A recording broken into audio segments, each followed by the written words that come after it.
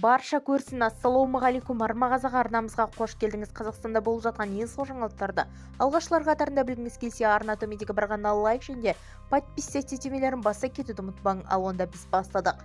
2025 жылы жәрдемақы мен зейнетақы жүйесінде қандай өзгерістер болады?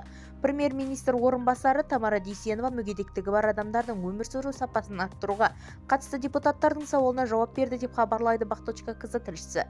Бұған дейін депутат Таңсәуле Серікбаев бір мерзімді зейнетақы менен мүгедектік бойынша жәрдемақыны алу мүмкіндігі беруді ұсынған болатын. Мемлекеттен берілетін мүгедектік және жәрдемақы және жасына толмаған зейнетақы әлеуметтік төлемдерінің түрлері мен олардың әртүрлі өмірлік тәуекеліне негізделген деп айтатын. Ал егер мүгедектігі бар адамдар зейнетақының жасына толмаған жағдайда зейнетақы алуға негіз болмаса, мүгедектік бойынша алып отырған жәрдемақы мөлшері сақталады деп хабарлайды.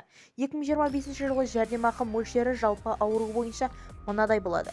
Бірінші топтар үшін 101-702 теңге, 81.362 мың теңге бұл екінші топ үшін. Үшінші топ болса 55.474 теңгені қамтиды. Бізді тамашалауды жалғастырыңыз, сау саламат болыңыз.